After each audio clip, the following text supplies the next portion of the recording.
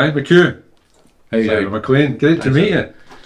Because Wednesday night, 2 nights' time, I've got the big launch. Yes, The new book, yes, indeed. The Practice Field. Yes, Yep. How did it come? It's going to be in Sweeney's yes, indeed. on the green Uh-huh. on Polishers Road. That's right, How yeah. did that come about, Brian? Mainly because the first book I had was in All Bar One, Okay. which Yeah. was quite handy for everybody. And I've noticed that he prefers the On More now, which Yeah. I think is a bit too. Well, I know a lot of people on the south side, so I mean they'll all that take on as well. So. Yeah. Because So your type of people are more Sweeney's on the green than Oran Moor people. Yes, indeed. Yeah, me too. Although I was born in the West End, I don't think they let me back in. Yeah. I know what you mean. So Wednesday night, and what's the preparations you've made for Wednesday night? How does a launch come together? Well, now the other thing, that's a story in itself. Right. When I booked Tell it, me and I'll write a book about it.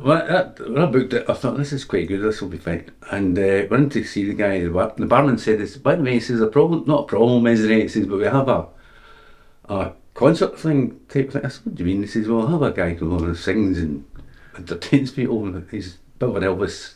Impersonator. No, the person is right, but the Tribute, act. tribute, yes. Yeah, and I thought, God almighty, don't have to follow Elvis Presley. I just, yes.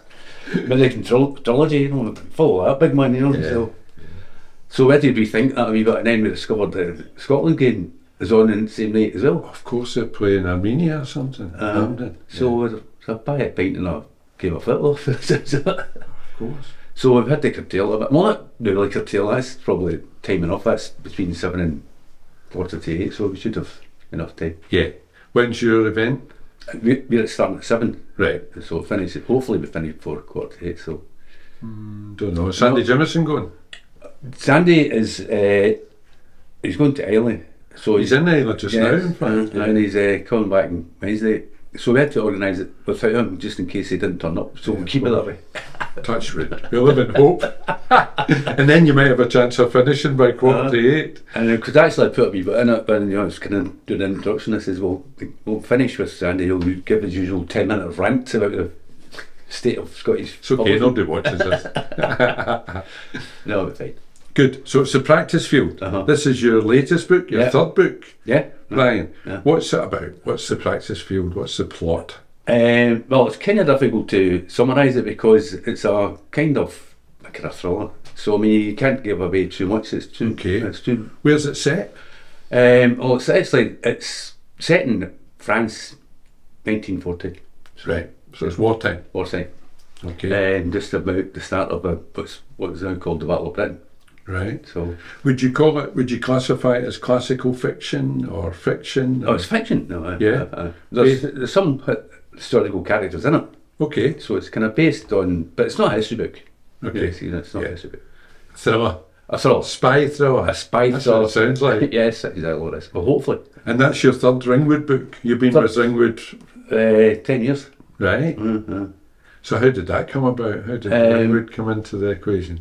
Well, I told you the short story, so I've done, and I was on the point of finishing it. Well, I was about halfway through it. This is your first book? Torn Edges. Torn Edges. So when the BBC broadcast it, my short story, that gave me a kind of a good in, if you like. It's quite good to put in your CV when you say BBC, and it's also printed in the Guardian. So right, gets you a what was your short story about?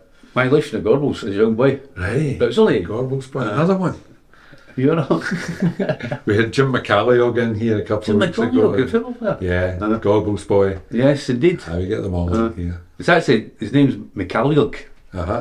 What did I say? McCalliog. I'll tell you why. My mother is Irish, and she said, "Why do you keep calling that boy McCalliog? With his name McCalliog." It's a kind of Okay. okay. Okay, I accept. Everybody calls him McCalliog. He's just Jim to me. Aye. He's my mate Jim. Is it? Oh, do you McCalliog? What's it see now? 75. Is it? Oh, well. I know that because we're going to rope him into the walking football. We're going to. Oh, right, okay. He's going to captain. Is he still in Glasgow? He stays just at Caskin, just outside. Oh, right. Fenwick. Yeah. So, what was his last team he played for? He finished with Sheffield United. He No, he went to America. He went to the right, States because he was talking about Pele and some of the okay. players he played with over there. So he had played for, he went to Leeds initially, All right, of course, Chelsea, Sheffield United, Wolves. He was a big, Right, okay. very popular at Wolves, and obviously Scotland. Man United as well. No, No, I don't think so. I think it was about Leeds when he played for Scotland at Hampden. it was his debut. Yes. Was it? Yeah, he was at Leeds at that time, and that was his Scotland debut when he scored the winner against England, and that's what he scored the third goal. Fantastic. Turned out to be the winner. Quite a character, but a Gorbals boy and a Clyde supporter. We're played with these guys, and yet there's never empty a Clyde game. We've met more supporters than Clyde I've ever seen. So Gorbals boy, how did you get started writing then? That short story, what prompted that, Brian? I'm not really quite sure. I suppose when I was at college, I was an engineer. I went back to college again to an engineering degree, and we were doing English classes, but it was basically telling us how to do reports and stuff like that. Yep. And we were asked to do a short story, and when I finished that, the lectures the next week, she called me in and said, everybody was quite surprised and of several fans in there now. Right. And I thought, well, didn't think it was that good. But What was that about? can't remember. I think it's probably about Gorbals as well, I'd imagine. Okay.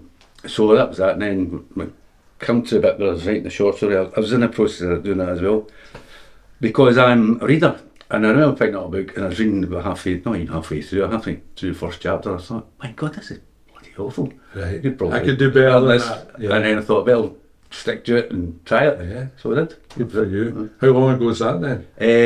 2012. Right. So 10 years. 10 years. Uh-huh. And what's your process, your writing process? Do you know what you're going to do? You got it all planned out? No, I can't. Just sit down and go with it? It comes to you, I think. If you've got a kind of, like, say the photograph part is a start, so you think, well, no, that come out, and then you start. Tell us about the photograph then, Tom, if that's what spurred you on. Well, I thought it was a very unusual photograph. There's actually quite a lot of debris about here, and there's a boot there. I mean, you Right. see it close up, well, it actually looks like a severed foot inside the boot. Okay. There's also a kind of soldiers up here. And there was And who is the photograph? it's my Uncle Pat. Right. Okay. I remember my father talking about he was in the Free State Army and they went to Cork, and it says, I can remember, he was only 18 at the time, Uh-huh. and he says what he remembers most about it is we're coming in a boat. I actually never believed him, and I thought, my God, didn't have that kind of warfare in those days, but he did. And he heard the banging of the bullets. He said it was really noisy, the echo. Yeah. So it was quite frightening. He's won a few words enough, but I remember something like that. So that kind of spurred me on, and I started writing about that. And it was fun So thing. where was that taken? Do you know where that is? Well, we don't. I made it up. I said it was in. So it's become part of the book. That's the fictional part. Yes, It's your imagination. The fact that it's actually my uncle, but I made up the story about that. What's his name? Pat McHugh. McHugh. And what was he in? Do you know what regiment he was in, or what the circumstances were? Well, they had divisions and didn't have regiments in the sense of, you have Seaforth Highlanders and all Yeah, that stuff. yeah. You know, I was on Ireland. It's just Okay. number 5 orders. Right. Numbered, really. That's what. Okay. far as I So that's an Irish uniform that he's got on. Irish Free State. All right. Yeah. Okay. So there's lots of ammunition there, and the book. That pun. Not deliberate, I can assure you, they never are. So is the book set in Ireland? Yeah, basically, it's not. It's really based in Glasgow, Right. and with a backstory of that, because somebody finds a photograph and they say, you know, a librarian, and he pulls it up, kind of enlarges it, and Yes. says, "Oh, do you realise this and do you realise that?" Right. And then they find a coin, which is an old sovereign, and that kind of leads to, and then it's quite a Got you. long-winded story, but it's Got quite clever. So this came out in Ringwood 10 years ago. Yes. What was how did you get it published then? Did you send it round to lots of different publishers? Not lots. I sent it to a few, but I mean, England were quite fast off the mark. Right. He was a lot younger then, wasn't he, Sandy? Yeah, so that process we're interested in as well, is I'm talking to some of the interns that work with Ringwood now. That process for people who have written something that they think is of merit, especially something that's got a personal connection like that, it's a very personal thing, and then to send it in to a publisher. What was the process when you sent it in to Ringwood being one? I take it Ringwood because it's local, because it's Glasgow. Glasgow, yeah. When did it get back to you right away? It's fairly quickly, And what did he say? It says, don't get too excited, but we're thinking about this. We're interested. And I had to go to a committee. Yes. And they agreed to, there was a worthwhile publishing, so that was it. Excellent. And then it went from there. Okay. And then it takes about 6 months from there till the book comes out. What should have, could have been. Yeah. Well, it may have been, because the editing and the cover and all the rest of it. Well, I made the cover myself, actually. Right. Don't know what. I was teaching for a while, and I used to teach graphics, so. Right. You want a job? We're looking for something.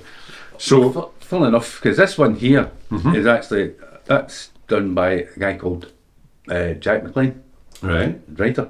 Okay, yes. Do you know Jack McLean? I don't know him, but I know of him. Yes, yes. He's a graphic artist, and he decided he'd done that. Do your cover. And that's Between Two Bridges. Yeah. And is that a follow-up to Torn Edges? Kind of, not quite. It's not okay. You know, it's not a follow-up to the Civil War or the God. Well, the God was always infiltrating things for the sounds of it, So when is this set? 1927. All right. So we're going back to No, it's 6 years or 7 years after this. Right.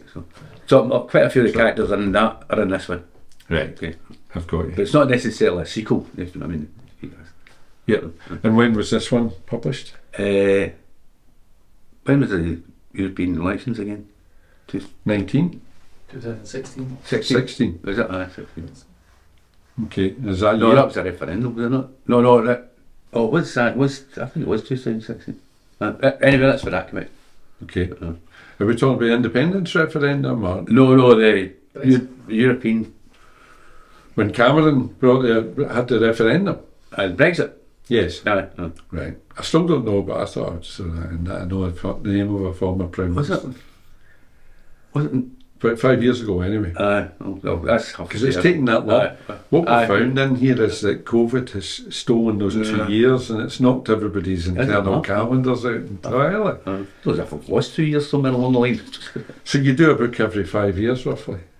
Well, that one took a lot longer because I'd finished it before COVID, and I wasn't all that bothered about getting it published because of COVID, and kind of one thing led to another, and then. A young girl called Emma, and she came in and she kind of took over and done it. One of the interns. I mean, done it in 2 weeks. Got it finished off for you, rounded off. Done more than 2 weeks, and you done it in 2 years. I don't know why, they're not kidding. Yeah, she was brilliant. Yeah, so. Good. I think she's left now, Emma. But I know she's still. Well, she's coming on Wednesday. Right, brilliant, brilliant. You get to thank her properly. The other thing with all these people is you never got to meet them because of COVID as well. I know all these folks through Zoom. We'll address that on Wednesday at the Sweeney's on the Green. So, do you not go to the last one in Ormore? I was there. Yes, that was the Irish book, the Tyrannical. Yes, I was there. Tyrannical. That's that. Something. Yeah. So on Wednesday. There'll be a lot of people involved in bringing out. Have you met the editors and the people that helped produce the book? Not really. I haven't met her. I've yet to meet Emma. Right. I think about the chap. I think his name's David. Yes. Yeah. There's a friend of mine's, Brendan McLean. He had a kind of thing going, and Ringwood are quite interested in one of his books, so I met him. So that's all I know. But I know the rest of them. You know, Sandy and all that. Well, hopefully the ferries will sort that problem for us. It'll get stormy between now and Wednesday. No, I'm not going to allow him on.